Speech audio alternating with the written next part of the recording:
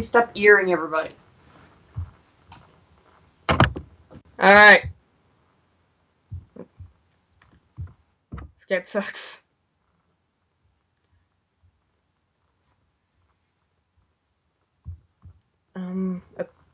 Apparently I have stuff open that's using my webcam. Just close everything. Except for the YouTube. No.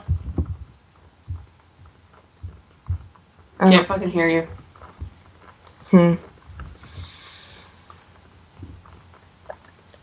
Just type no. For now.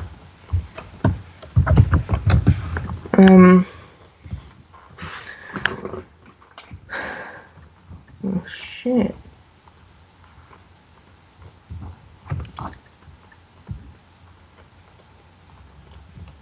I don't get what could be using my webcam. It might be the Facebook Messenger. Okay, I can't. What, duplicate tab? No, that's the opposite of what you're supposed to do. No, I didn't duplicate it, I unpinned it. Oh. You have pinned tabs? Yeah. I love pinning tabs.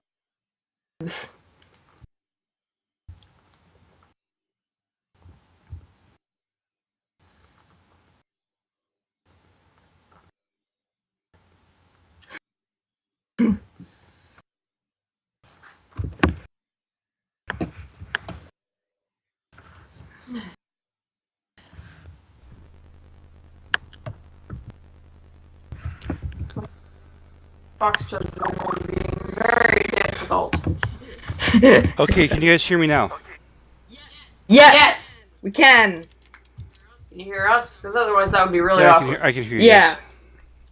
I just Yeah. had to set the audio input.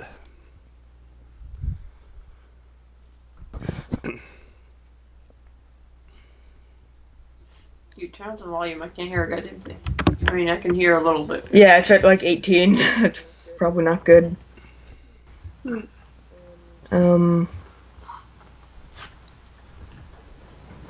Right now. Oh, it's OBS that's doing that. OBS? Yeah, the recording software that we're using. It's using a webcam so that Skype can't. Oh, no. Oh. I think it. Go ahead. I think it. Skype doesn't need the webcam though, does it? Or do we? I don't know. You're the one setting this whole thing up. I blame you for I everything. think that if we add a way to record a specific window, and if that window is Skype, then that will work out. Window capture. Window. Well, it's not Settings Explorer or Explorer.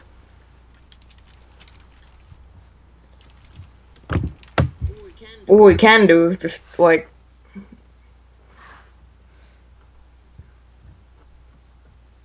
stop doing that. This is giving me anxiety. Everything gives you anxiety. Yeah, I forgot to take my anxiety pills last night. I should probably do that. Okay, I think you can see us now. Hello.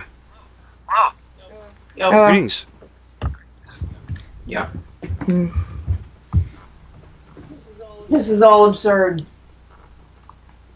It's FNaF. Yeah. Of course it's absurd. True. I mean, I have really no right to say that when I spent $60 on plushies of this fucking game. But it's still stupid. I think it's a bit more than 60, honestly. Well, I don't think that I bought. I think that I might have bought the two big ones, but I don't think that I bought the little ones that I have. Are you talking plushies or games or plushies? Okay. I saw. The only FNaF game that I actually bought was Sister Location. I got all the other ones was from Mediafire links. Yeah. I bought all the games. I've just only played one of them. I got to night 2 of like the FNaF 1 and said hi to Bonnie. He said hi back. I closed the door and I closed the game. I am a wuss when it comes to horror games. I love horror games. I just don't like jump scares, which is a difficult combination. Well, I mean, just like not all horror games have jump scares, so. Yeah. Which is why I say that I like horror games. I don't know when I first start playing a horror game if it's gonna have jump scares. Yeah. Although I think FNaF has a warning at the beginning. I think each game has that. FNaF World definitely does. Well, this clip from the Desolate Hope can show you that there's going to be flashing lights or something at some point. Recording, go away. You want to close the door? No, cat's in here. Oh. God damn it, cat. I just get my phone so that if anybody needs to talk to me, they can just friggin' message me.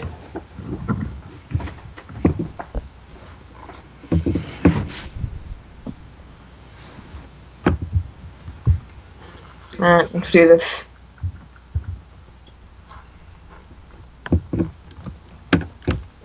Or not. I think I remember having heard about this your problem with Skype, that it mutes everything that's not Skype when two people are on a call. So. Oh, so I won't be able to hear what you're hearing on the video?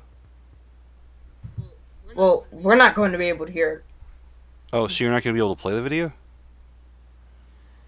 Do you have like an iPhone or something? Yes. You literally just got it yesterday. Cool. You will never put it down again. That's like the other half of my brain.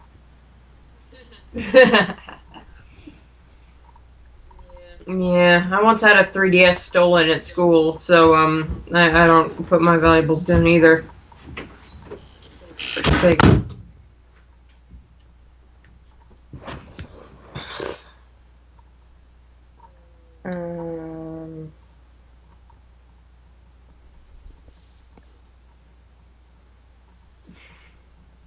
What? I'm just reading your Facebook messages to me telling me to wake me the fuck up. Yeah, so Google Chrome. If you kick me, I will kill you. If you kill me, I won't like you anymore. Which goes without saying, but it's still worth saying. I feel like that's a quote from something that neither of us get. No, if you kill somebody, like, they won't like you because they'll be dead. It just goes without saying. I typed in BlackfootFerret and then went to videos, and like it changed automatically to BlackfootFerret.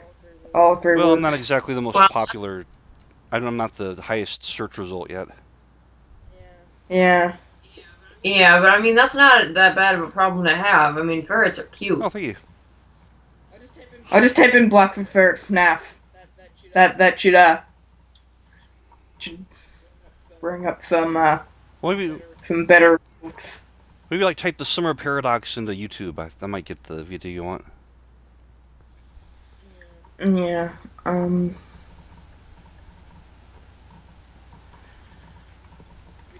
Videos. The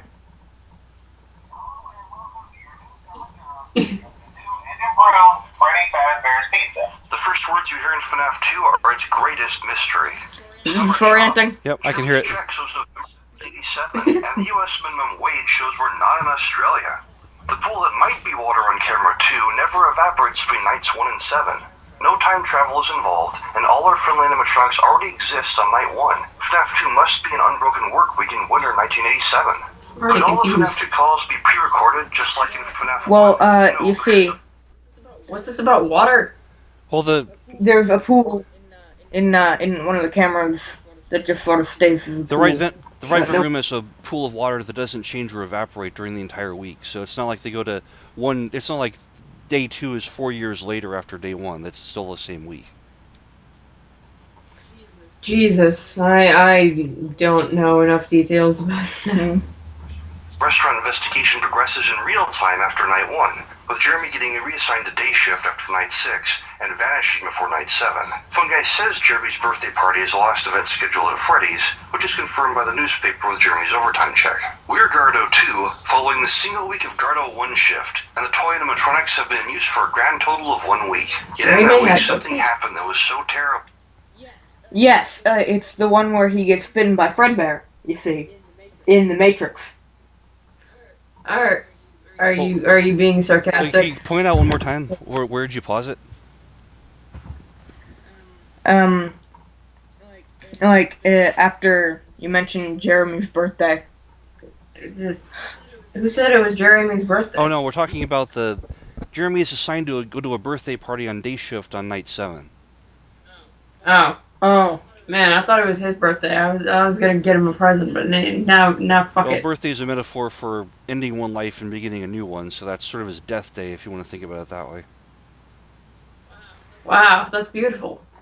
I'm scared. I'm scared for my next birthday now. I wonder how many people Just die don't go on to his Freddy's. birthday. You can't fucking tell me what to do. Alright, well... If I want to die at Freddy's, I'm gonna die at Freddy's. Well, do go to Freddy's then. I want to meet the purple guy. Right. Or the purple guys, I It's not guess. as bad as people think. Fungi Y then ran away, leaving Fungi to realize the horrible truth as the restaurant crumbled around him. The bite of 87 is never mentioned in FNaF 2, so what could Gardo 1 have seen? I'm BlackfootFerret, and welcome to the second episode of FNaF Theory Shorts. This 5-video special recaps all my theories on the epic story of the Five Nights at Freddy's games, and reboots and replaces my earlier series, The Final Theory. I've learned so many things over the last year that I thought it best to start over again. Each video builds on the next, so if you want to know the dark secret of FNaF 1, check out the first Soul Eating special.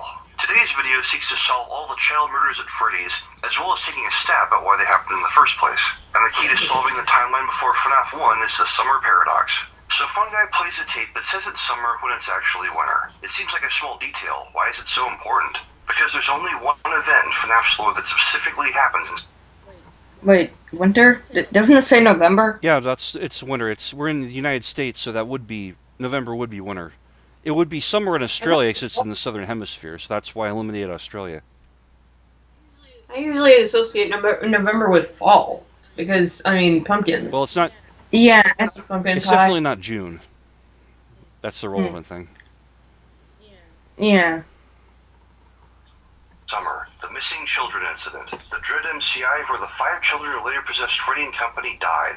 The incident the FNaF 1 ghost posters seem to say began with 2 missing children on June 26th, ending with a total of 5 in the second poster. So how can the Night 1 tape say it's summer? I would personally disagree with this, even though, like, there's not that much evidence. It's either, like, one or the other, whichever fits your theory best. Well, that there were 2 and then 5 after that. Well, Bring total I specify 7, this later. There are 2 posters that seem to describe the same event in FNaF 1. The zinger I do later on is that they're actually describing 2 different events because the details are inconsistent. But right now, I'm just saying that I'm just doing the 2 then 5, and I'm going to leave that for a discovery later on. Okay. Because that's where the Shadow animatronics enter the story. It's like they were actually the first 2 before the MCI. Yeah. I wish we can agree upon that. But still be relevant to winter 1987? My theory is that nights 2 through 6 do happen live in winter 1987, but the Night 1 tape was actually recorded during the first opening of the FNaF 2 location in summer 1983. And the circumstances surrounding Jeremy's first shift at the new and improved Freddy's were so similar to its grand reopening 4 years later in winter that Fungi simply replayed the Night 1 tape again. Which means the Summer Paradox is not only the key to solving 1 massacre at Freddy's, but 2, each one happening in Gardo 1 shift before Jeremy took over. Because this section of the lore is so tangled and complex, it's best if we go 1 step at a time. Let's start by reviewing the known kill events at Freddy's and their number of victims, because the victim number is vital to identifying which minigames are referenced during which events. The first murder happened outside the very first Freddy's, and going by Fungi's FNaF 1 comment about singing the same songs for 20 years and never getting a bath, this was 20 years before FNaF 1. Using game theory's minimum wage calculation that FNaF 1 is in 1993, this places the earliest restaurant and the puppet's creation in 1973.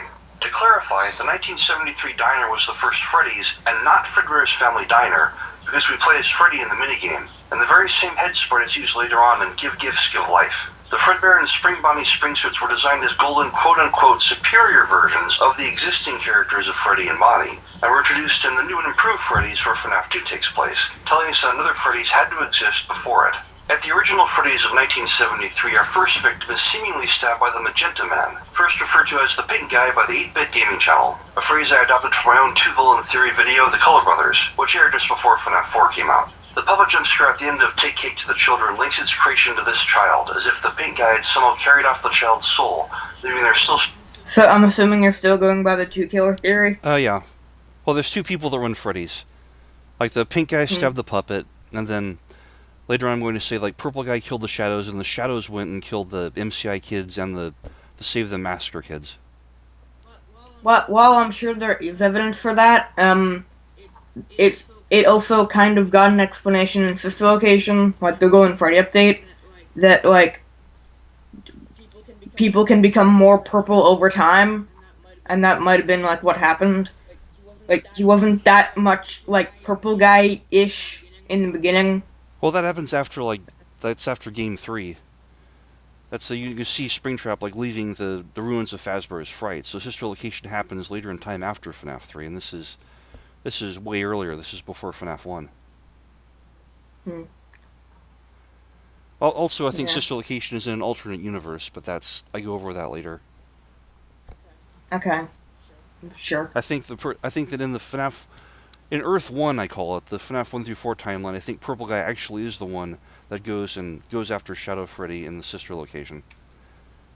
I think he's starting a new story with a Sister Location, though, with Michael Afton, and he's going to be the one that carries on the story after that. It gets pretty complex. I'm sorry if this is... There's going to be a lot more visual evidence, too, after I actually finish the video. Yeah. Standing body behind. The second kill event happens in the minigame Foxy Go-Go, at a time when Pirates Cove has Foxy in it. The Pink Guy is no longer an outsider, but an insider, watching as Foxy gives two performances, then walks into a closed-off room to the east of Pirates Cove, and discovers all 5 of the children he's been entertaining are now dead. Combined with Give Gifts, Give Life, this event seems to be the MCI itself, where Freddy, Bonnie, Chica, Foxy, and Golden Freddy were reborn. The third kill event we know about happens during the Save Them minigame, at a time when Mangle has replaced Foxy at the renamed Kids Cove, which times and dates this as happening on Garda 1 shift the very week before Jeremy started his winter shift in FNAF 2. So how do you tell the MCI and Save Them massacres apart if they both have 5 victims? Because Save Them doesn't have 5 victims, it has 6. A quick look at the Save Them map shows 5 bodies scattered far away from 5 huge blood spots, but a closer look reveals a 6th blood spot under the puppets box, if you can get that far without being ambushed by the Purple Guy. And 6 victims makes sense because we see the origin of 6 new characters in FNAF 2. Toy Freddy, Toy Bonnie, Toy Chica, Balloon Boy, Mangle, and JJ.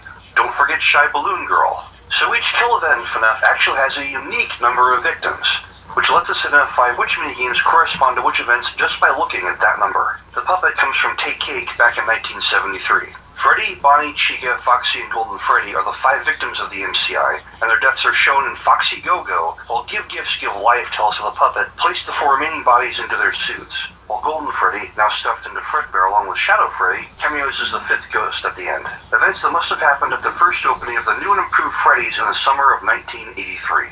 And Toy Freddy, Toy Bonnie, Toy Chica, Mangle, Balloon Boy, and JJ all came from the Save Them massacre during the second opening of the new improved Freddy's in winter 1987, just before Jeremy's shift in FNAF 2. When you put the 3 events together, you get an apparently complete roster of all the child animatronic characters we encountered before FNAF 1. Now we need to establish that the new and improved Freddy's has been opened twice, and that both times it was the same location. FNAF 2 is only open for 2 weeks in winter 1987, with Garda 1 and Garda 2, Jeremy, each working a week, with Garda 3, Temperate Smith, working a single night on day 7 after Jeremy's reassignment. The last day before the police investigation into the Save Them massacre shuts down the restaurant for good. Yet the newspaper clipping with Jeremy's overtime check says the restaurant has been open for a few short weeks, a few being more than 2. This very restaurant has been open before. That's why the opening screen for FNAF 2 heralds the grand reopening of a vintage pizzeria. And further evidence can be found in the details of the MCI, which we now know is referenced in Foxy Go-Go. The FNaF 1 ghost poster describing the MCI claims 5 children were lured by a man specifically dressed as a cartoon mascot, luring them into a back room. If this back room had cameras in it, as most rooms at Freddy's do, the fate of the 5 children wouldn't have been a mystery. Police could have played the tapes and seen exactly what happened to them. Instead, the bodies were never found. The back room wasn't just any room, it was the secret room with the locate. Does Purple Guy not know how to disable cameras?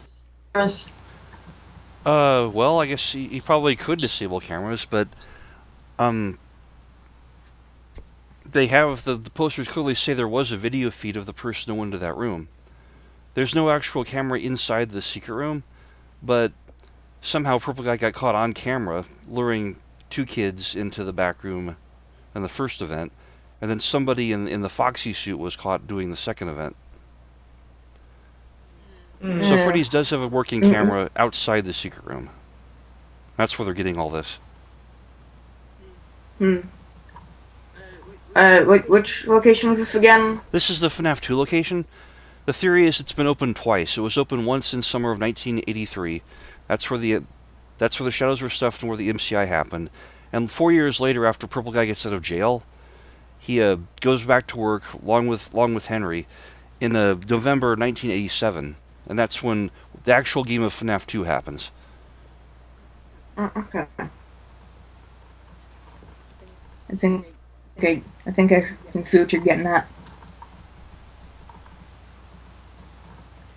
Which Phone Guy says is never on camera. So we're looking for a location that has a secret room located east of Pirates Cove. This immediately knocks out the FNaF 1 building, because its version of Pirates Cove is on the west wall of its huge central dining hall, both too large and too exposed for this deed. We know firsthand there's a camera there. But in the second opening of FNaF 2's location, Pirates Cove was converted to Kids Cove, where Mangle resides. The save the map is a blank spot on the grid right to the east of Kids Cove. A suspicious square of black is also right next to the Puppets box. If you rewound time to the first opening when Foxy ran Pirates Cove, the events pictured in Foxy Go-Go could easily be happening here. A popular theory says that Purple Guy killed the MCI kids by luring them to the back room using the Spring Bonnie suit, but there's no sign of Spring Bonnie in these minigames, with good reason. The FNaF 1 5 victim poster said the suspect was dressed as a cartoon mascot, quote-unquote. Not just a Freddy's character, but one that actually appeared in the Fazbear Entertainment promotional cartoon Fredbear and Friends. And the FNaF 4 cartoon Easter egg shows Fredbear hanging out with Foxy, Bonnie playing guitar, Chica offering cupcakes, and Freddy getting the full-face hero shot as lead singer character. As strange as it might seem, Spring Bonnie, Fredbear's supposed right-hand animatronic, never appears in the cartoon, and cannot be the suit used to lure the MCI kids. This checks out because Spring Bonnie never appears in Foxy Go-Go either, with Foxy, who was in the cartoon, acting as a luring suit during the MCI, and looking as surprised as everyone else when the kids suddenly turned up dead. Fredbear and Friends also aired in 1983, and while the crying child of FNaF 4 could be watching this 80s show and reruns anytime afterwards, the cartoon establishes Fredbear was active in 1983. One guy says Fredbear's Family Diner has been closed for years as of winter 1987, but it must have been open alongside its sister location, the new and improved Freddy's of summer 1983. As I mentioned in part 1, Golden Freddy is the phantom animatronic of a victim who died. So it was open alongside the sister location? Right. My theory is the sister location itself actually is the main Freddy's in 1983. The call is actually coming from Fredbear's Family Diner. They're talking about an incident where several people died in spring suits, and Fredbear's only has 2. So there's someone in Fredbear's talking about Freddy's, where the incident happened. As far as I know, all the actual deaths occurred at a Freddy's. So I don't know if anyone actually died at Fredbear's. Or sister location? Well, that's in the future. Or We're talking pre-FNaF 1 timeline in this video. is the sister location like the same one as in the game sister location, or is it a different sister location? I forget what your theory was. Is the complex of... I think all the actual Freddy's restaurants are connected to the Afton house, so they're all in pretty much the same general area. The appropriate location is probably the underground complex that we revisit far in the future in the game's sister location. But in 1983, Freddy's is the sister location to Fredbear's Family Diner. And And the Okay. underground complex that we visit much later is underground. But that's not... Seems confusing enough for Scott. He really should not have called that the infantry location. I think it was intentional because he wanted to confuse people as much as possible. My main theory is that Scott has no idea what he's doing and is just sort of making things up as he goes along, hoping that nobody will catch him because his games are too confusing. Well, If nobody can agree, then nobody's going to figure out that he doesn't have a well, plan. I've been trying to prove that that FNaF actually does have a story for onwards of 2 years now, so I submit this video Yeah, a lot of as people evidence for there actually being a story. You were being played. This 80s show and reruns anytime afterwards, the cartoon establishes Fredbear was active in 1983. Phone Guy says Fredbear's Family Diner has been closed for years as of winter 1987, but it must have been open alongside its sister location, the new and improved Freddy's of summer 1983. As I mentioned in part 1, Golden Freddy is the phantom animatronic of a victim who died and was stuffed inside the Fredbear spring suit. So while Spring Bonnie wasn't on hand for the MCI, Fredbear must have been there at the time the 5 children were stuffed. We also learn a very interesting bit of lore in FNaF 3, that the MCI, the site of the multiple simultaneous spring lock failures, happened at the sister location. First, let me clear up a popular belief about why this message refers to several suits failing at once, rather than several spring locks failing on a single suit. There is no such thing as a single spring lock failure. The Silver Eyes shows us how the concussive force of a single spring lock giving out also sets off other spring locks around it, like dominoes or firecrackers, starting a chain reaction that only ends after all spring locks have failed. Just like Night 4 of Sister Location, you can't afford to let even one spring lock fail without dying. Next, Phone Guy, or whoever might be mimicking his voice, makes it sound like spring lock failures are a routine thing at Freddy's. Their dispassionate advice for someone bleeding to death from such a failure is to quickly run to the secret room so they can die without grossing out the customers. The only time when employees are actually allowed into that room. A single spring lock failure death has no impact upon Phasma Entertainment's policies. In fact, as an evil, literally soul-sucking corporation, discrete solo failures actually help further the true objectives of the company, which are far more ambitious and sinister than selling stale pizza.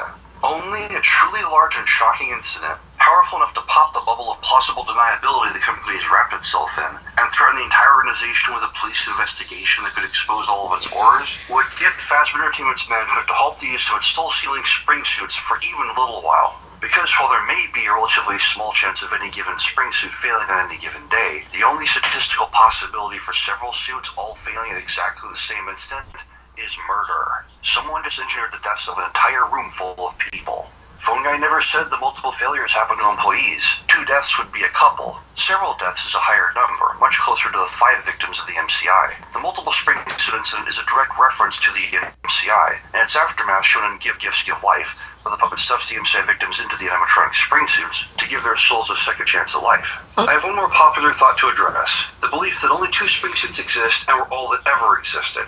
Phone Guy states in the FNaF 3 Night 2 call that right now we have 2 special suits, before explaining the basics of spring suit operation. These 2 special suits are the famous golden suits Spring Bonnie and Spring Freddy, aka Fredbear, but the right now suggests more suits followed after them. In fact, the golden suits weren't even the first spring suits to exist. They were simply the first 2 new ones at the new and improved Freddy's in summer 1983, the first 2 specially designed for Phasma Entertainment's singular new strategy. In the FNaF 2 Night 2 call, Phone Guy refers to the withered animatronics, the original horrid-smelling MCI suits that are now in disrepair and being cannibalized for parts for the toys, as being from the previous location. Not only does this cement the Night 2 phone calls happening in winter 1987, it also tells us that, since summer 1983 was not a different location, but the first opening of the same building as FNaF 2, the previous location is actually the original 1973 Freddy's where the puppet was born. This makes sense because the first thing we see in Take Cake to the Children is a human performing in the original brown Freddy spring suit. This cannot be an autonomous animatronic, since the FNaF 2 Night 1 call lists the company allowing animatronics to walk around during the day. I have the, Get all that so far? Yeah, did you do the captions for this? Is there a caption? I think the caption is probably being automatically generated. I didn't actually write one in. Okay, well, It's probably when you said, like, FNaF 2 Night 1 or something, it took the phrase 2 night and spelled it T-N-I-T-E. It's probably slaughtering the actual wordage. I'm sorry if I mumble a lot. I did the best I could. I got a new microphone. I tried to clean everything up, but I'm a mumbler. Yeah, I just like I love what closed captions can do sometimes. And I don't think that anyone actually added this because it also spelled Freddy wrong. Wait, I have something to say. It's not particularly helpful, but is Spring Bonnie really not involved in anything? I really like Spring Spring Bonnie Bonnie. is involved in the. It's actually the suit used in the Save the Massacre. See, Fredbear was used in the MCI. Spring Bonnie is used in the Save the Massacre. We get to that later. There are a lot of pieces that all have to come together to form the timeline of before FNAF 1, and I'm presenting them piece by piece. We'll get to Spring Bonnie. He's cool. Yeah, Spring Bonnie is cool. You are killing me. It's. I know it's a big jumble. 40 minutes is as little amount of time as I possibly could to explain everything in a coherent fashion. Yeah, I'm not like blaming you for explaining it for taking like a long time because it's been like maybe 2.5 years. I know if I don't explain and prove every single point, someone is going to say, "But wait a minute," and that's going to like derail everything. I have to make sure I cross my I's and dot my T's for this stuff. Yeah, and this is like pretty much 1/5 of what you have to say. Well, I think this is probably going to be the biggest single episode. Yeah, because I don't remember the soul eating one being this long. I have sort of a goal for each one. The second one was proving the purple guy was almost innocent. The first one was setting up the whole idea that the spring suits extract souls from people, and then all the things you can do with that. I go back to the suits and how they can be used to like split someone in half, basically make a Horcrux of them in the third video. Because the Aftons were wearing these suits, these terribly dangerous suits, voluntarily. And there had to be a reason for that, and I think that part of them would into each of the original animatronics. And like Baby's telling you in Sister Location that a baby was, well, Afton's daughter is saying the baby was made for her. I think each of the original cast of Freddy's was made for a specific member of the Afton family. Okay. And part of them is probably still in them. Okay. Yeah, I like your organization skills. I do what I can. I'm scatterbrained, so it took me time. As one of the improvements made to the new and improved Freddy's versus the old restaurant. The original owners in 1973 did not let their robots walk about during the day. The Freddy in this minigame throwing a birthday party for young children has to be a human performer because it's moving about during business hours. And the very same pixelated head used by this performer appears years later in Give Gifts as the head placed on the Freddy MCI victim. We see a similar situation in Foxy Go-Go, where Foxy entertains the MCI kids before they die. The FNAF 1 poster says the suspect who was convicted of the disappearances was caught on camera luring the kids in a cartoon mascot suit. The Foxy in this minigame can't be MCI Foxy because the MCI kids haven't been stuffed yet. The human inside this Foxy suit was Gardo 1, the one convicted of luring the MCI children. And he wasn't the pink guy who watched Foxy enter the secret room. While Phone Guy admits that Fazbear Entertainment has heavily modified the suits at the time when Gardo 2's, Jeremy's, shift began in 1983, the withered animatronics, the very ones whose odor closed the restaurant in 83, all originally came from the first Freddy's in 73. The idea that the original management of the first Freddy's didn't allow the robots to walk about during the day raises an incredible possibility. Could Freddy and his friends have actually been alive and sentient before the MCI, when they absorbed the children's souls? But this is too much for today. Let's save it for the next episode. I apologize for taking so many side trips today, but the timeline here is very complex, and you can't see how all the pieces fit into place until all the pieces have been revealed. We're here to solve the murders today and need to get back to them. So far we've established that multiple spring suits exist, and that the incident where several of them all failed at once was the MCI itself. That the puppet put the bodies of 4 of the 5 MCI victims into spring suits as a way of giving their souls new life as animatronics, and that the 5th child, a boy named Michael in the novel, was stuffed into Fredbear and became Golden Freddy after Shadow Freddy attempted to eat him. So how can we be sure that the 1983 new and improved Freddy's is a dreaded sister location? A sister location suggests 2 locations are open at once, and since Fredbear is active in Summer... I'm worried that you felt the need to mention that the 5th child's name was Michael in the books. That becomes relevant later because I think Shadow Freddy is a girl.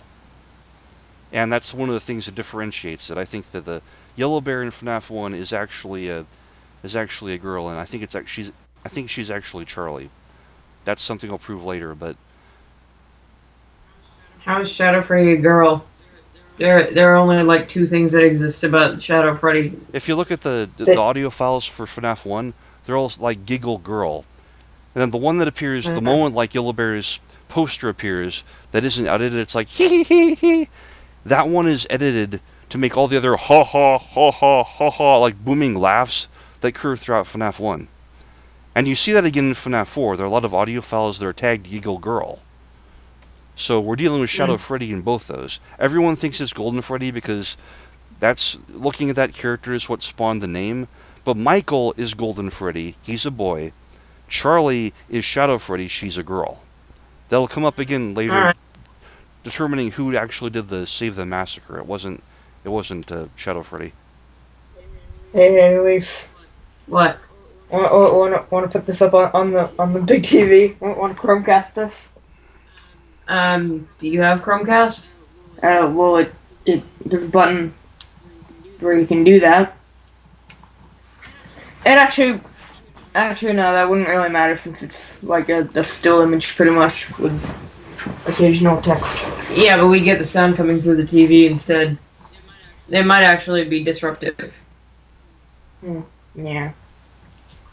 1983 as an animatronic and cartoon character, it stands to reason that Fredbear's Family Diner is open then as well. Fredbear's wasn't the restaurant in 1973 and was closed in winter in 87, so summer 83 was definitely when it was open.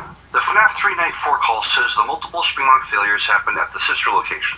Fredbear's Family Diner is always pictured as having two animatronics, Spring Bonnie and Fredbear, so the incident must have happened at Freddy's instead of Fredbear's because only Freddy's had enough suits on hand for the incident. This call must be coming from someone in Fredbear's Family Diner, sounding very much like they're the manager there, talking about the other restaurant.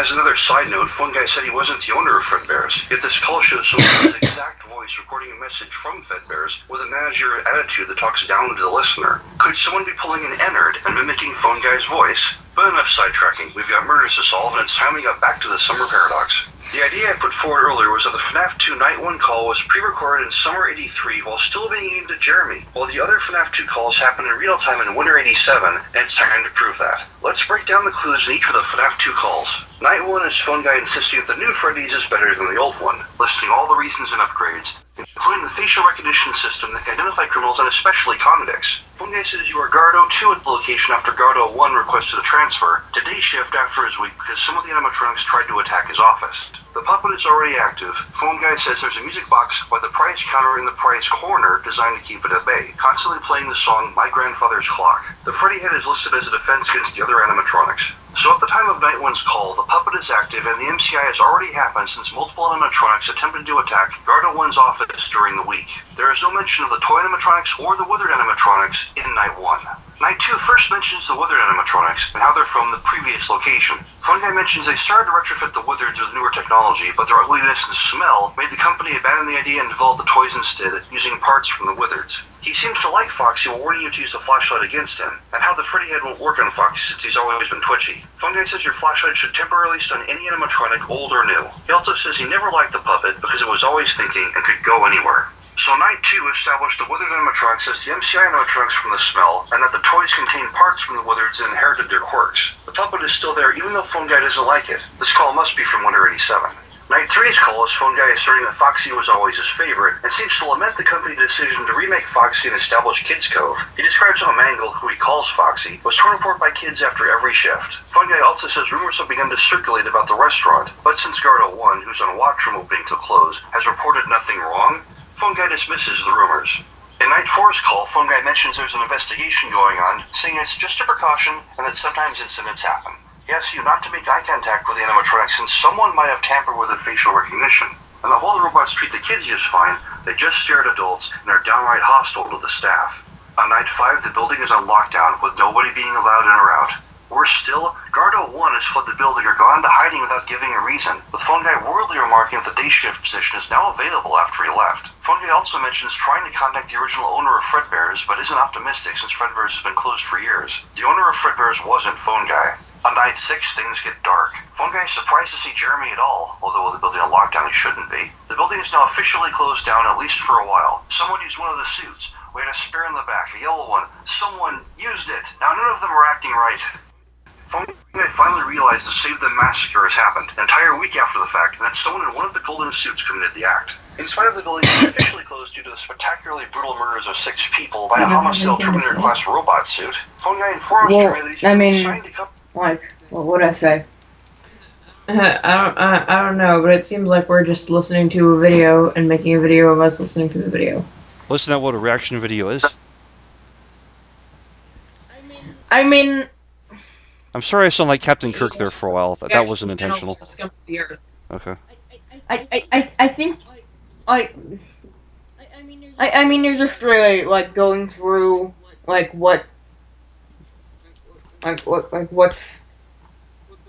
the phone calls in FNaF 2 are establishing, and I don't disagree with you on any of that, because it's like, well, in case, it's pretty clear on what's being said. Well, in case someone's new, I go through it in detail, and I also point out things like Phone Guy is talking about Gardo 1, and Gardo 1 is there in the background doing stuff, like not telling him about the Save Them massacre, and then running off. And it's only night 6 where Phone Guy realizes, oh crap, there's just been a massacre. So you're able to see Purple Guy, Gardo 1, I prove it's Purple Guy later, what he's doing in the background, just listening to Phone Guy. I make a point of bringing that up here. So I'm looking at each phone call in depth, and then filling in details like the music box is on the prize counter in the prize corner. So that little Freddy plushie that's all alone on that counter is the music box. Because the room is called the prize corner, and Phone Guy says it's on the prize counter. I make sure to put little details like that and just highlight them. Yeah, I think,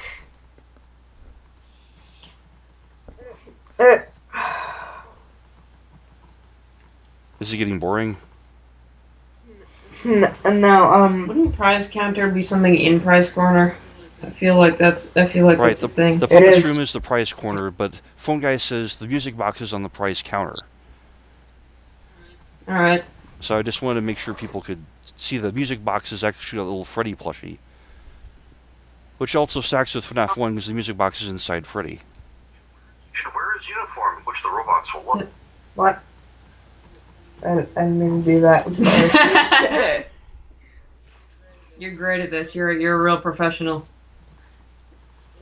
It's no wonder our channel has like 6 followers. I think it's like 9. Oh wow, yeah, we are famous. Well, you send me a link, I'll subscribe. Alright. I think you can do that after the video, Ben. Okay. Stop being a narcissist. That's my job. Hey, I'm being a narcissist for you too. Great. Love and stay as close to them as possible. Phone Guy says he'll take the night shift himself when the restaurant reopens. Phone Guy says he'll take the night shift because he knows Jeremy isn't coming back. The Bite of 87 is never referenced anywhere in FNaF 2. The restaurant closes because of the ongoing investigation into the Save Them massacre, and was slated to close at the end of the week regardless of whatever happened on the day shift of day 7. Yet FNaF 2 is only open for 2 weeks in Winter 87, and the dreaded Bite of 87 must happen during that time. Phone Guy survives until the construction of FNaF 1. He wasn't bitten. Purple Guy survives until the destruction of FNaF 1. He wasn't bitten either. And the animatronics would never have bitten a kid or a parent. They were only hostile towards the staff of Freddy's. Fritz Smith, Gardo 3 in Winter 87, is our character in Night 7, the last day of the new and improved Freddy. What did I just say about being a professional? Oh. Oh no, we skipped to the end. What? Oh man. It gets more narrative and more dramatic later, but I have to set up all this stuff to untangle all the web of mystery, and then you get to see what it all means. I probably should have like I probably should have Ritalin at my house, but I don't. So I'm very spacey. I'm paying attention to about half of this. Okay. Well, which is actually impressive. for me. I've been awake for 20 hours, so I probably don't look very great. So I'm glad there isn't a webcam right now. I've eaten an apple. I'm trying to stay energized, but it's. I think I can finish this video. But this is usually about. I go to bed like an hour earlier than this. Yeah, I mean, this call's been about, like, 44 minutes, and we're, like, almost halfway through this video, so... We survived halfway. It's like, that's an accomplishment. Achievement get. Yeah. The Save Them Massacre, and was slated to close at the end of the week regardless of whatever happened on the day shift of Day 7. Yet FNaF 2 is only open for 2 weeks in Winter 87, and the dreaded Bite of 87 must happen during that time. Phone Guy survives until the construction of FNaF 1. He wasn't bitten. Purple Guy survives until the destruction of FNaF 1. He wasn't bitten either. And the animatronics would never have bitten a kid or a parent. They were only hostile towards the staff of Freddy's. Fritz Smith, Gardo 3 in Winter 87, is our character on Night 7, the last day the new and improved Freddy's is operating, because earlier that day, Jeremy Fitzgerald became the Bite of 87 victim. We will learn who caused the Bite of 87 before the end of this video, but we need to stay focused when we turn to the Night 1 phone call. The Summer Paradox is the key to solving the pre-FNaF 1 story because it establishes a similarity between events in 2 different places in time. That the circumstances between Jeremy's first shift in Summer 83 and his second shift in Winter 87 were so similar that Phone Guy simply replayed the first Summer 83 tape. God damn! I suck at this. Possessed. And not only is Jeremy the second night guard in both these weeks that parallel each other in time, but Gardo 1, who was on hand when both the MCI and Save Them massacres happened, was the same person as well. Phone Guy is part of the management of the building. He refers to the employees in third person as a group separate from his own, and one he can pass down edicts to, such as forbidding them from entering the secret room if they're not dying, or stealing said room without giving them notice even if they have possessions inside. And yet, despite the lack of respect he shows in dealing with his underlings, Phone Guy actually grants Gardo 1's request for a transfer to day shift not once, but twice. And Phone Guy laments over Foxy's reduced status in Kid's Co. since Foxy is his favorite character, as if there is some higher authority at Freddy's than even his own making policy decisions. The facial recognition systems of the robots are described in Night 1, so these were in play even in 1983, and were likely just what they said they were, security measures designed to identify and catch convicts. Since there were no convicts working at Freddy's in 1983, this wasn't an issue for the staff. However, the ghost posters in FNaF 1 announced something very different from the novel, that the suspect charged of luring the MCI kids to the back room actually was convicted despite the bodies never being found. At this point in time, this person would show up on a criminal database, and should they try to work at Freddy's again, the animatronics would detect them. On Night 4 of FNaF 2 and Winter 87, Phone Guy theorizes that someone tampered with the robot's facial recognition systems. Such a person would not only have to be an insider at Freddy's, but they'd have to have a good deal of technical know-how, like the single technician Freddy's has on staff, and they would also have to have a reason for the tampering. So Gardo 1 was an important figure at Freddy's who witnessed both massacres on both weeks before Jeremy's shift each year, was convicted of luring the MCI kids into the back room in 83, and was the resident technician at Freddy's. Who is this person?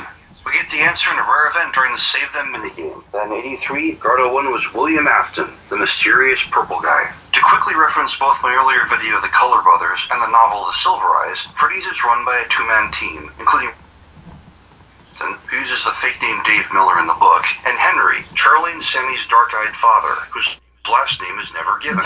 Henry's picture in front of I muted a second of it by accident. Oh. I'm pretty sure I know what you're gonna say. William Afton, yeah. This is a big da-da reveal. It's like William Afton is Gardo 1. It's like he was there during all the massacres, so is he guilty? That's what we get to later. Yeah, I feel like that's like a pretty common theory on the FNaF Wiki is someone who's like I don't want to say like a veteran of the FNaF Wiki, but who's like who like knows all of the happenings. It's not really like a big real for. Well, I'm just establishing. I'm putting all the pieces in place. If I start to let people know that I'm going to what they don't know later, just building up on it all. Oops. What were we gonna say? suit, while William's suit of choice in the novel is Spring Bonnie. William is marked as the purple guy in the novel by his naturally tall and thin forward-hunched frame, and the weight loss he experiences between his financially shrewd Santa Claus phase and the living skeleton Charlie and company encounter years later. This weight loss is mirrored in the games between the purple guy Easter egg in FNAF 4 and purple guy Save Them sprite in FNAF 2. Henry is twice described as being pink in the novel, looking pink and sweaty in a photo after taking off the Fredbear helmet, and the off-salmon color that Charlie swore was pink in her childhood filing cabinet in his office. His dark eyes in the family photos also invoke the black eye sockets of the Magenta Man sprite in FNAF 2, nicknamed the Pink Guy, even if he has nothing to do with Filthy Frank. William is the purple guy, and Henry is the pink guy, aka the Magenta Man, the two sprites we see in FNAF 2. The purple guy is tall and skeletally thin, with an oval face and a long forward bend. Or Filthy Frank, I think he has like some like character. Yeah, he has a character called the Pink Guy that's just crazy. It's like but it's not that guy. I was gonna put a Filthy Frank clip just for humorous effect at that point. All right, Yeah. I'll be sure to skip that part then. I might leave it out. It's about like 22 minutes and 15 seconds in. So It seemed like 3 seconds of him going, and then I'm like, I won't remember. Mm. I'll be playing Pokemon Go or some shit. yeah, you will. Giraffe-like neck, who sometimes wears a badge or carries a spring crank tool for resetting spring suits or demolishing them. He has a set of blazing white eyes, almost like an animatronic. Pink Guy is shorter, stockier, and square-edged. He has no neck and carries no implements, and has a set of pure black eye sockets. These sprites belong to two different men, and while Purple Guy loses weight from 83 to 87, Pink Guy looks exactly the same from 73 to 83. These are two different characters entirely, which is clearly stated in the novel. I called them the Color Brothers back in July 2015, 2 days before FNAF 4's sudden launch, because the two men must share some powerful bond to continue working together, even after so many terrible things have happened. William got convicted for his role in luring the MCI kids, and still applied to work at the very same job at Freddy's 4 years later. And, amazingly, Henry, Phone Guy, let him do it. While the two might not literally be brothers, they must be family of some kind to work together and trust each other after so much has gone wrong. William's penchant for fake names and tech know-how as the single technician of Freddy's also link him to two other famous aliases, Temford Smith and the infamous Mike Schmidt.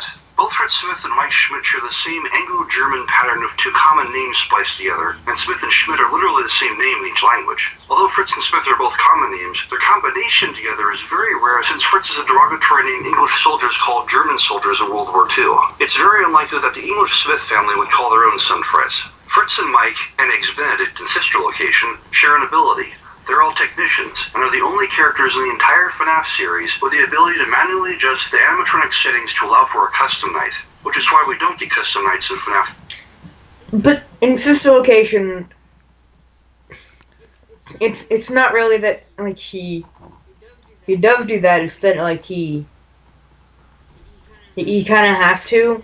Like Hand Unit says, you will have to perform tasks that you may or may not be able to perform. Well, I'm not talking about during the first 5 nights of Sister Leadership. I'm talking about the night 7, the custom night, where you can go and manually adjust how hardcore each of the animatronics are. It takes a technician to do that.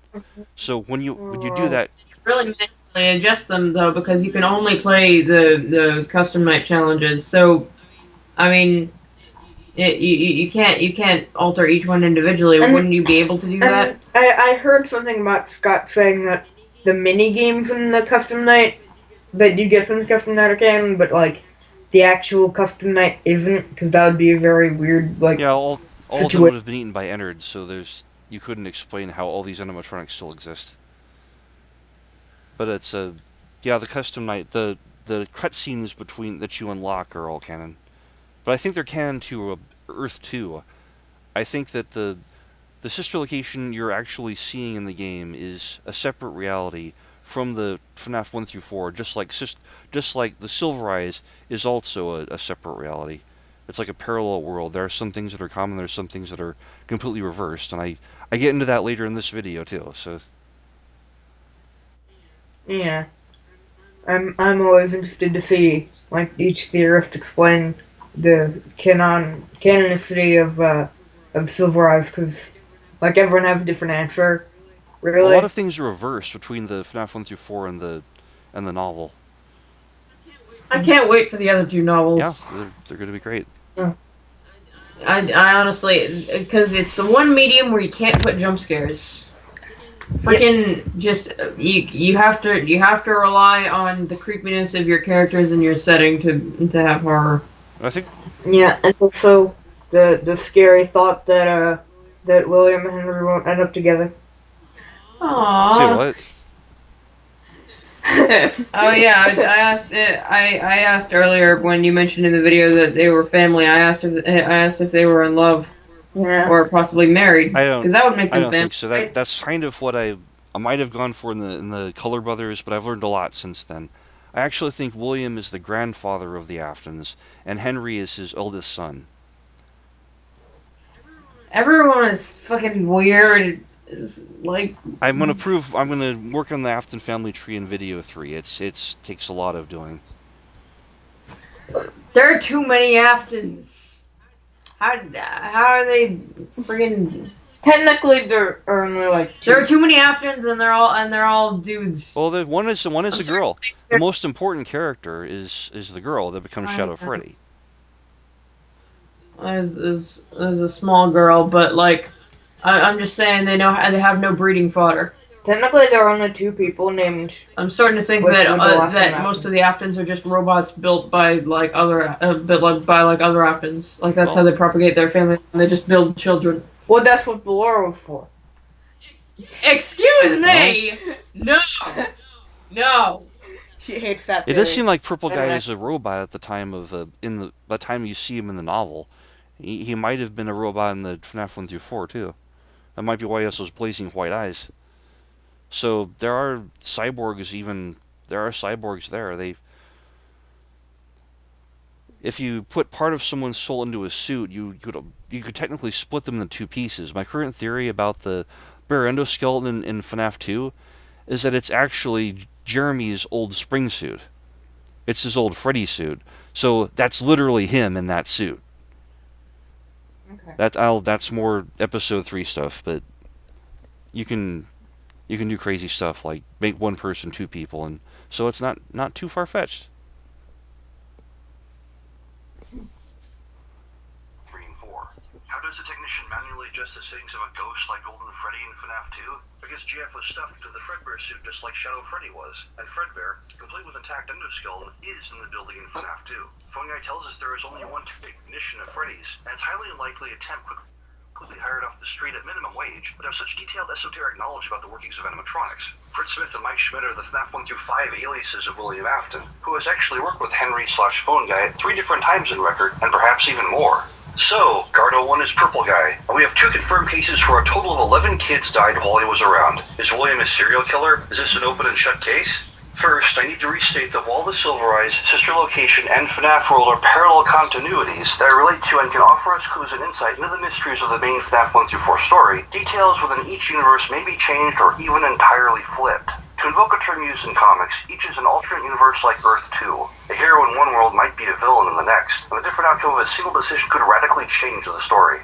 In FNaF 1 through 4, the first location is Freddy's. In the Silver Eyes, it's Fredbear's. The Silver Eyes is set in Hurricane, Utah, while FNaF 1 through 4 is set in Niagara Falls, New York, if you happen to see the video and ready to confirm post of my discovery earlier. In the book, Golden Freddy is a young boy named Michael that was stuffed into Fredbear, while in Sister Location, Golden Freddy has somehow kept his name while being stuffed into Spring Bonnie's Springtrap instead. In the book, William Afton is the evil business guy on the team, and kills Sammy, the first victim on record. In the games, Henry claims the first victim, who wasn't Sammy, and takes the role of Phone Guy, the beloved two-faced spokesperson for evil businesses everywhere. In the book, William delights in the rush of power he gets in crushing children inside animatronic spring suits, and adding them to his robot family. In Sister Location, in the Earth 1 version of the timeline, William is a hero who travels to a dark place to rescue a young girl and her family, enduring many trials along the way. Who, then, is the William Afton of FNaF 1 through 4? Is he guilty, innocent, or somewhere in between? Let's find out. First, we can... He was so cool in the novel, honestly. I love him.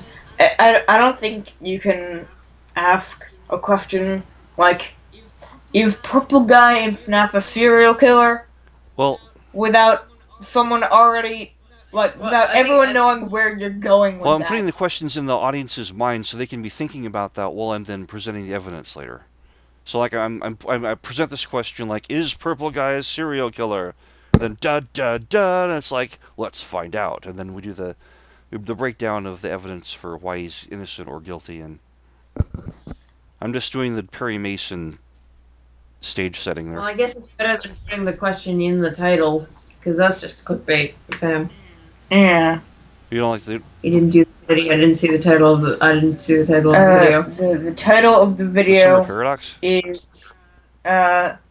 Work in Progress, the FNaF Shorts to Summer Paradox Narration dash FNaF Theory. Alright, so he didn't put a question in the title. Good, because I didn't actually see the title, and I was worried that I said something It's going to rude. be called the Summer Paradox. William Yeah, pretty much.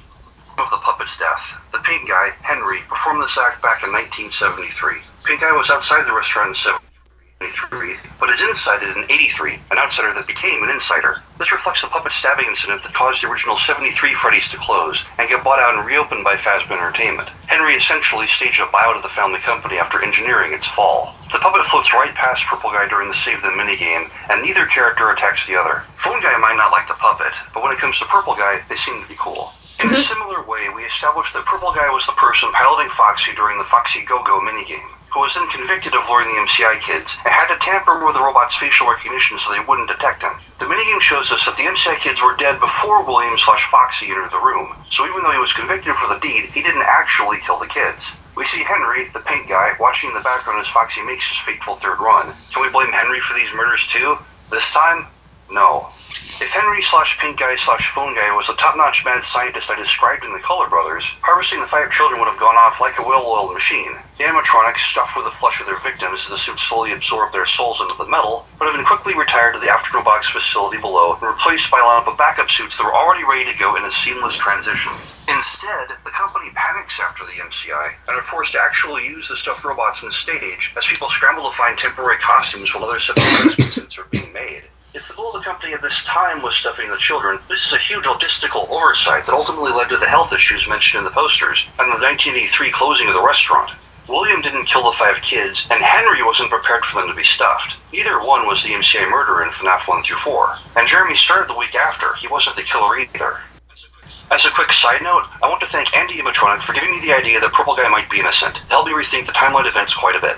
Okay, so William can be cleared of the MCI, but what about the 6 victims of the Save Them massacre? With its 6 pools of blood and 5 bodies thrown around like ragdolls, as if the T-800 Arnold Terminator had attacked? It's important to note that serial killers often have a signature, a method of operation they use in their acts. With this in mind, the Save Them killer must have been a different person from the MCI killer, because the MO... Hello? I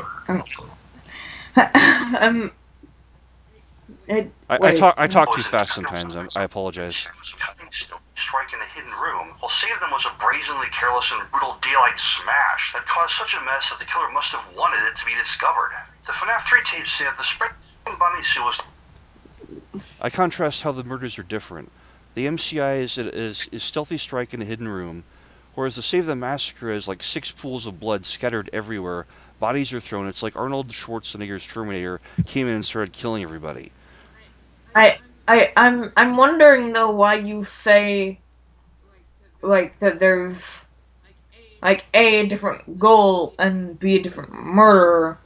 Like, oh, Purple Guy wanted this one, or like the murderer wanted this one to be discovered. Well, I'm saying the stage that there are 2 different killers in both the MCI and the Save Them massacre. Because they're both entirely different. The style is different. I think the goals were different too. But like the same killer can have 2 different goals. They could, but it's not likely to be the complete opposite of each other. I'm just setting the stage for that. This isn't hard proof. This is just a suggestion to open it up with. Yeah.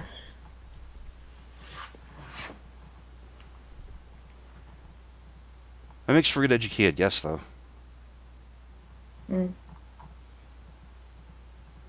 Well, it's like the best you can get in FNaF. I think That was certainly used in at least one major event in FNAF's history. We've eliminated Spring Bonnie's involvement in the MCI since it wasn't a cartoon mascot, which suggests... Here, Was that... we're getting to Spring Bonnie now. Did you make a pun by saying FNAF's history? I missed that. by accident. What was the phrase again?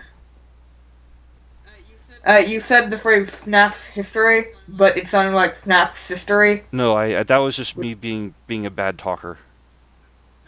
Okay. I talk too fast. I know that I tried multiple times to slow myself down, but I. Okay. Yeah. I might have to manually adjust that when I make the finished video. Oh, although it Yeah. mean everything's even longer than it is now, so that's something I'll have to weigh. Great. Yeah. Spring Bonnie was the spray yellow suit Phone Guy mentions being used on Night 6 during the earlier massacre. Phone Guy didn't even know the Save Them massacre happened until Night 6. Purple Guy never reported it, and either ran away or hid once the building went into lockdown, leaving a confused Phone Guy to wonder why the police were cordoning off his dream restaurant. So Henry, Phone Guy, couldn't have been the Save Them killer. And again, Jeremy arrived the week after. It seems like an open and shut case. The massacre happened after Purple Guy's shift, and he didn't report it and ran away when the police arrived. So we finally caught Mr. William Afton red-handed, right? There is only one problem. This. The Fun with Plush Trap minigame in FNAF 4 shows us a twisted memory of someone shining a flashlight that stuns animatronics down a dark hall. I feel like that's probably going to be edited. I feel like he was going. I feel like he was gonna jump scare the audience. I am. This is the whole video starts with the Fun with Plush Trap minigame that slowly mutates to become Springtrap instead of Plush Trap, and it's the dark hallway in front of FNAF 2. Like, for example, the dark hallway in front of FNAF 2 has you shining a flashlight that stuns animatronics. There are 2 doorways to either side. Like, Fun with Plush Trap is a memory of the person who saw the Save Them massacre. That's the association I'm making. That does sort of make sense, but I'm just.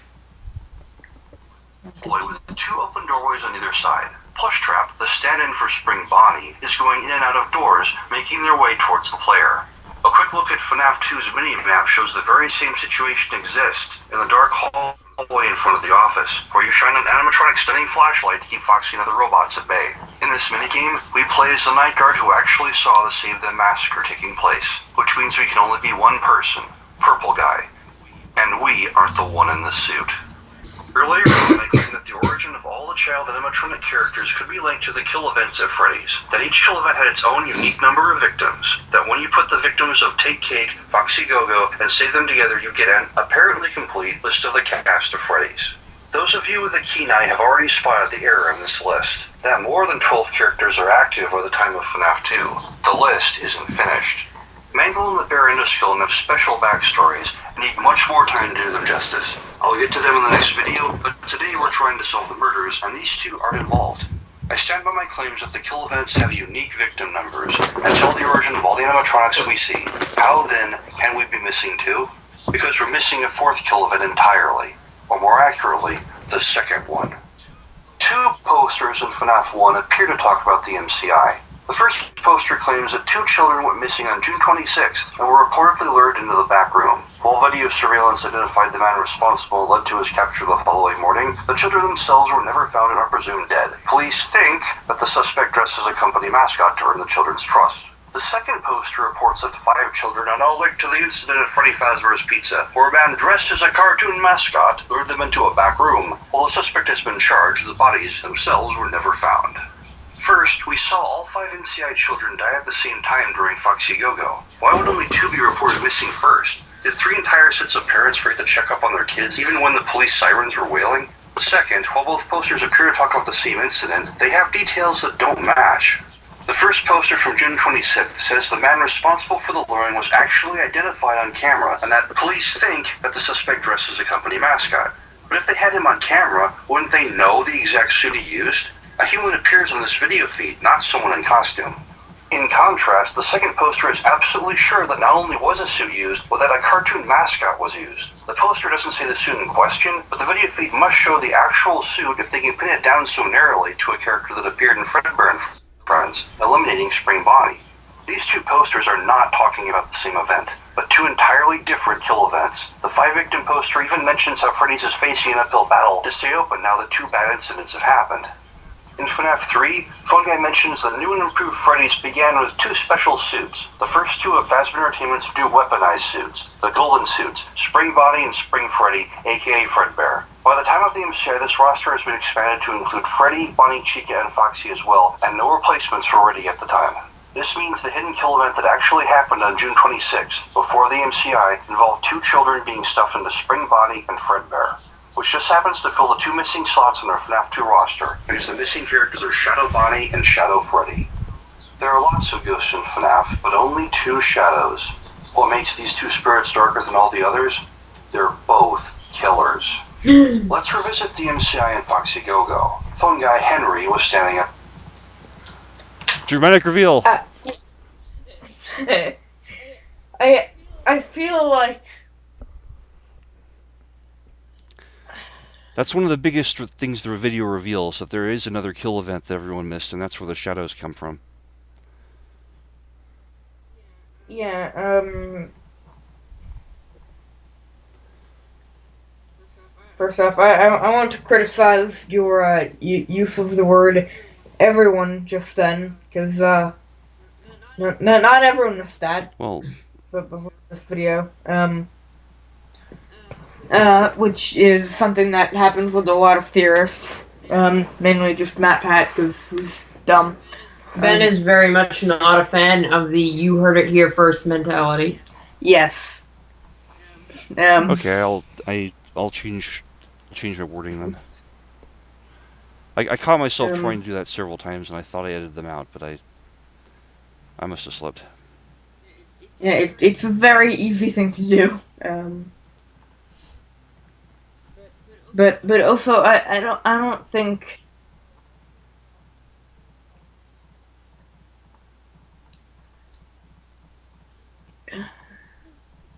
What are you pondering? That I find it weird that you like inadvertently call Charlie a killer, pretty much, because like.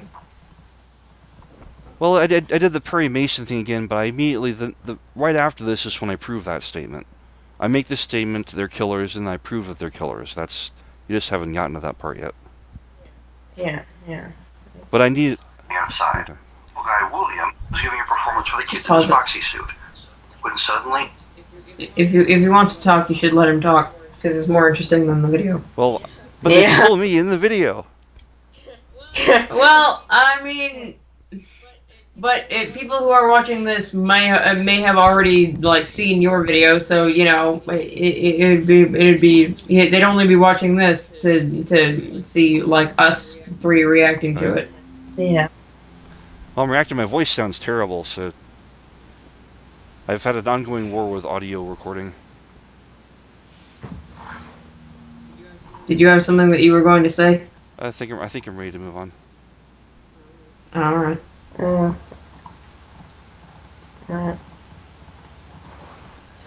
All 5 of the kids ended up dead. There probably was another way into that room. The secret room in FNAF 2 also borders the puppet's prize corner, and likely has a secret door to it also. FNAF shows us that the ghost Yellow Bear in FNAF 1 and Shadow Bonnie in FNAF 2 have the power to actually kill the player instead of stuffing them. A ghost using astral projection could have materialized into the room and killed the kids, then disappear without a trace. However, we do have evidence that one of the Golden Suits actually was involved in the MCI. The very existence of Golden Freddy. In the Silver Eyes, Golden Freddy is the ghost of a young boy named Michael, the 5th MCI victim, a personal friend to Charlie and the others as they visit Hurricane, Utah to attend his memorial. Michael tries to warn the others of the dangers when they revisit Freddy's, and even tries to save them at one point. Golden Freddy isn't a killer. In FNAF 1 through 4, Michael's body mysteriously disappears between Foxy Go-Go and Give Gifts, Give Life, and isn't around for the puppet to put into a suit, because he's already been stuffed inside the Fredbear suit.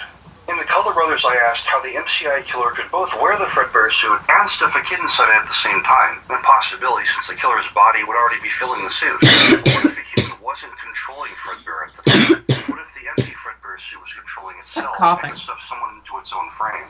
This is how Michael became the second soul to reside in the Fredbear suit. It was consumed by its first occupant, Shadow Freddy, the true killer behind the MCI.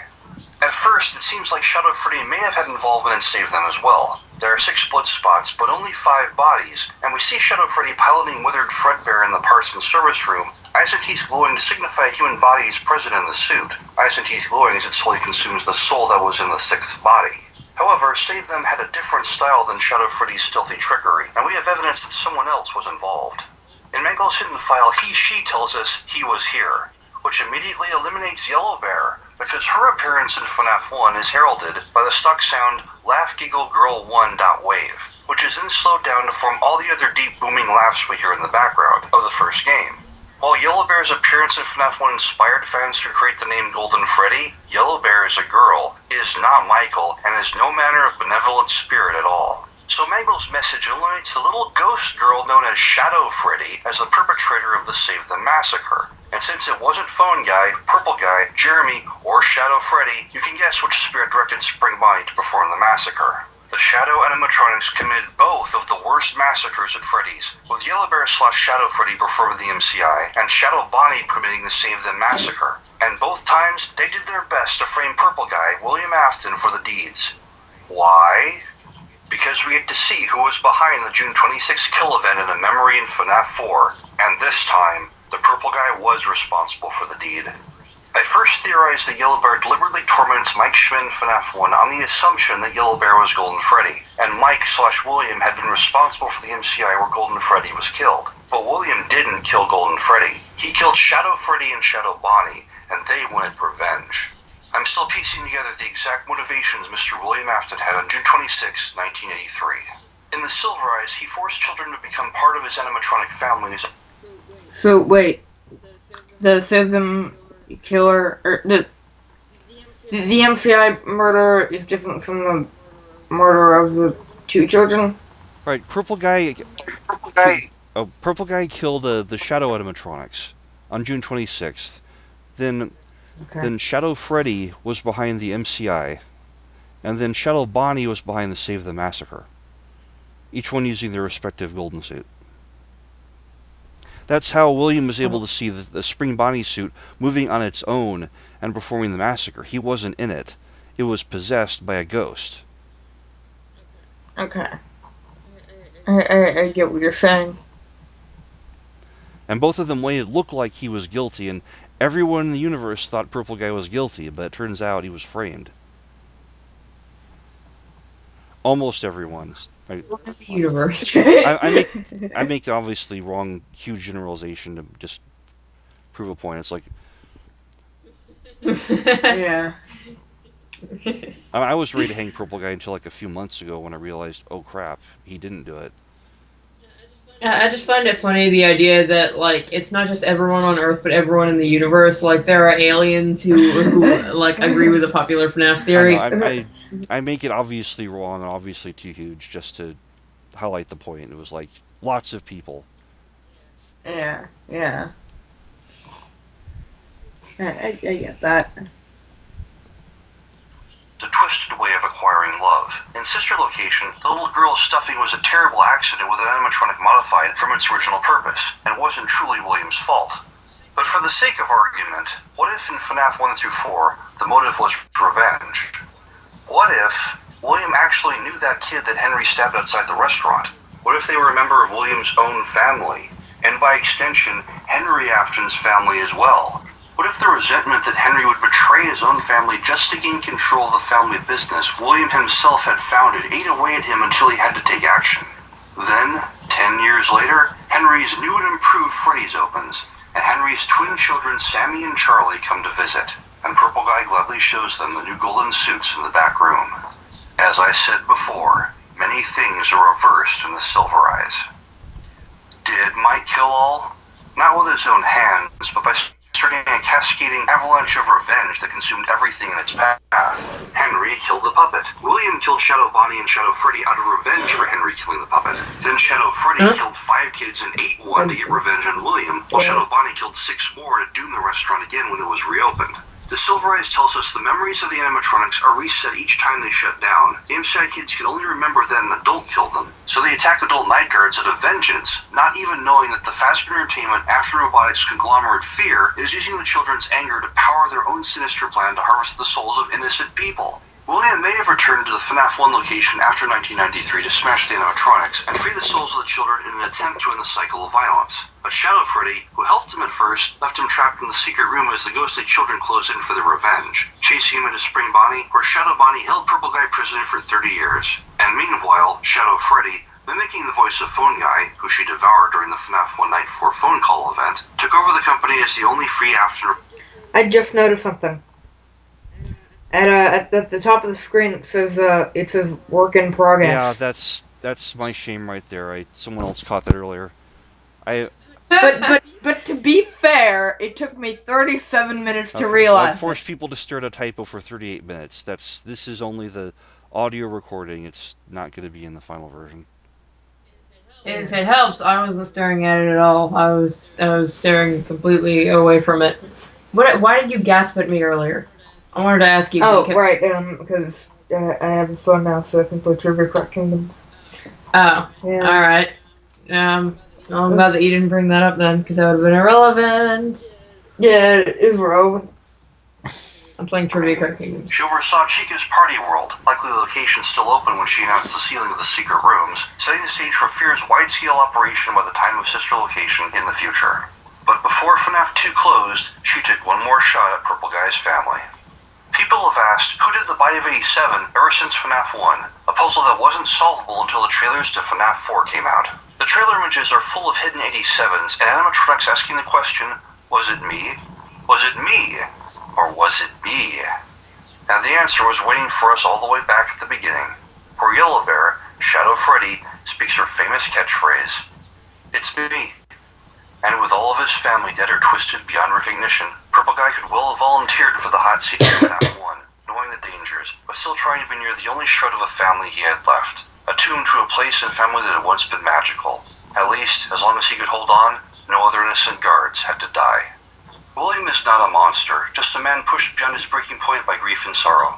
Facing extraordinary circumstances, he made a rash decision out of a desire for revenge, feeling, somehow, that returning the pain or giving it to others would make things better rather than infinitely worse. A fateful decision that would haunt him for years. Do you wonder why I keep showing Shadow Bonnie with a blue aura?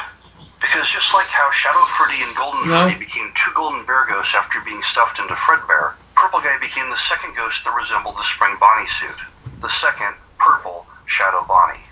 The victim of June 22nd isn't the one who warps through a lifetime of memories while searching for a way out of a box. This is Purple Guy himself. And the uniquely dark crying child keeping watch over his prison is the first Shadow Bonnie. One of the only two kids Purple Guy ever actually killed. What does Purple Guy's spirit do when it finally breaks free and confronts his jailer? He gives him cake. Then the child seems to wake up, freeing Purple Guy in turn and leaving him in control of Springtrap, while Sammy goes on to become the Bonnie of Happiest Day, eventually moving on. It might have been decades later, but it's never too late to right a wrong. And once Purple Guy did gain his freedom, he set off on his second errand, returning to the sister location to find, and somehow, against all hope, save his second victim, Shadow Freddy. Ennard. Charlie. While revenge might be the solution to this puzzle, FNaF shows us that it is not the answer. Ta-da! So,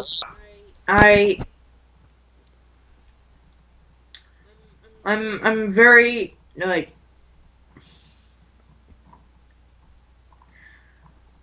I just sent you a Facebook message, ignore it. I was very confused Right? by that last ramble. Like, Mainly by the fact that Purple Guy apparently receives cake. well, if you look at the glitch minigame of FNaF 3, you see a purple version of Shadow Bonnie going to a very dark crying child, darker than any other one that you see, and giving them cake. And everyone thinks that's just we're playing as Shadow Bonnie. We're not playing as the first Shadow Bonnie. We're playing as Purple Guy's spirit. Once he got stuffed in the Spring Bonnie suit, he too became a Spring Bonnie-based rabbit ghost. But not the one that we saw earlier. He's the second Shadow Bonnie. He gave cake to the first one, the kid he killed. And so he made up with his first victim. So Shadow Bonnie was able to go to Happiest Day and eventually move on. And so after he saved one of the two shadows, Purple Guy, who now controls Springtrap, went to the sister location in World 1. Again, the sister location we see is Earth 2. And tried to free his second victim, Charlie. Shadow Freddy. And that's what sister location is about, saving this little girl that was a victim so long ago. And the game even talks about reflecting on past mistakes. It's like, Purple Guy made a horrible mistake. He killed these 2 kids out of revenge, and then they caused so much mayhem. And now he's doing whatever he can to try to fix everything. And it's a big job. But he's going to try to do it. Yeah. But I think Sister Location is all about saving Charlie. And that actually stacks with his earlier game, the Desolate Hope, because the emphasis in that game is saving like the last remaining human in existence, a little girl with 1 pigtail. And in FNaF 1... It's going to be a spoiler, because I have not played the Desolate Okay. Hope. Well, sorry about that.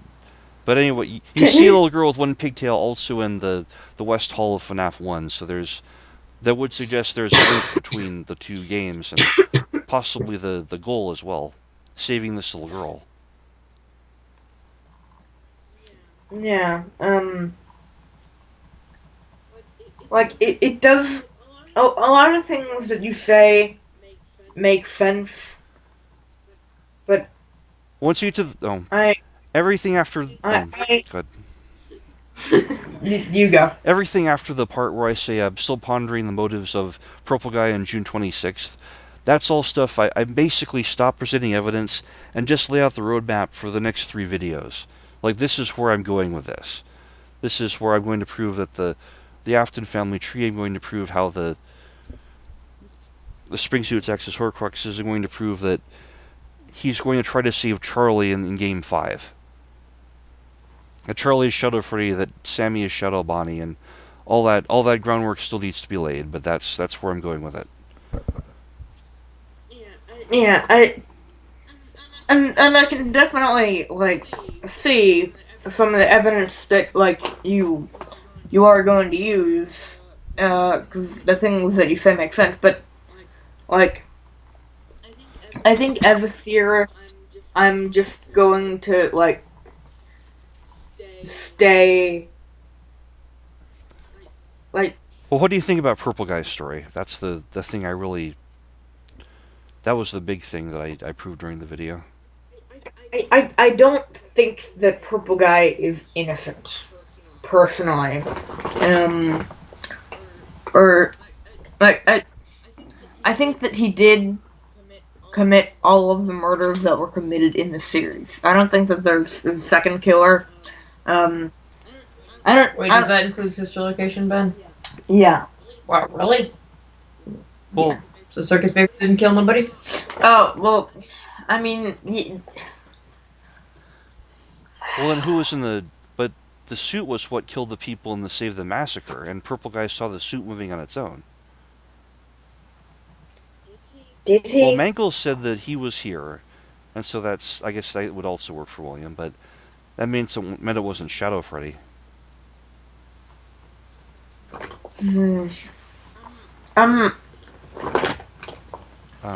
I think the he was here is probably referring to the killer. It could be.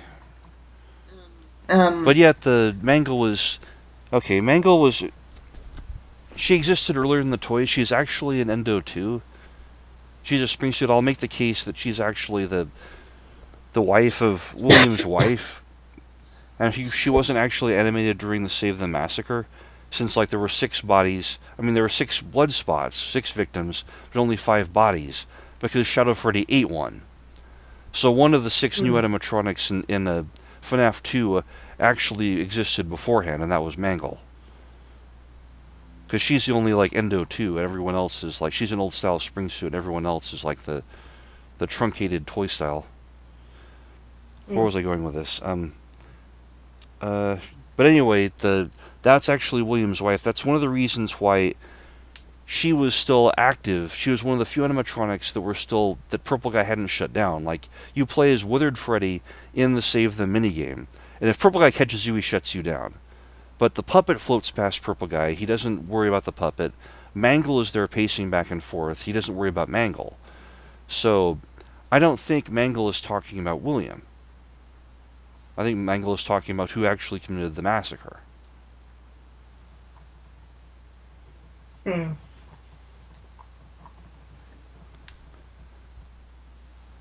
It gets really complex. That's why I needed such a long video to put everything together. And there's going to be a lot more visual evidence, and I have a lot more stuff to prove in the next few videos.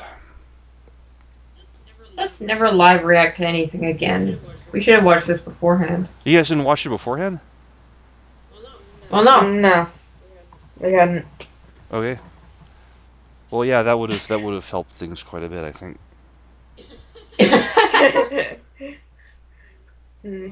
Well, I suppose you would know if it would help better than we would. Yeah, but it seems intuitive, I think.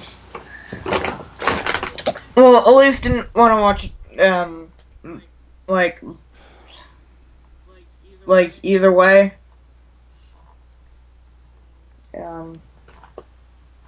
I was gonna watch it. I think I also have a link to the actual like text file. I did change a few bits of dialogue when I made the vocal recording, but like you can basically get a text file before I posted the script on the wiki. If you want to like go line by line and not listen to my incessant mumbling and rambling, and you actually want to be able to like go at a leisurely pace or something. Yeah. Okay, well, options exist. I hope it wasn't too boring for you guys, or long-winded. No. Nothing is too boring. We do this for the YouTube. Yes. It's all about solving the story of FNaF. For the maybe 2 people who actually watch our channel, and the 7 other people who have subscribed but don't pay attention. And have probably subscribed to like billions of other people. Because there are people who just do that. Yeah, I don't really see the Yeah, point. I know about the difficulty of getting heard. There's a lot of other louder channels, and I'm still learning the whole YouTube game.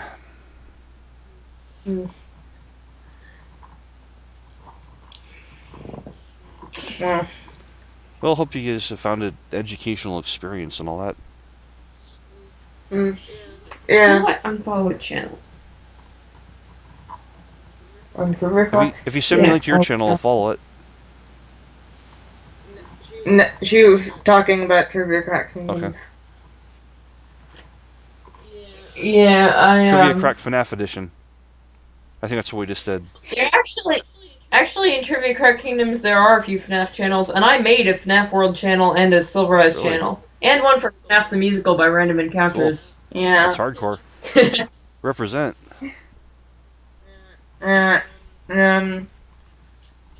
Should we leave now, then? What? Or, like, Leave? Where are we gonna go? I meant leave the call. Did we finish the video? Yeah. Oh. I could try slumbering if you guys don't have anything else to talk about, but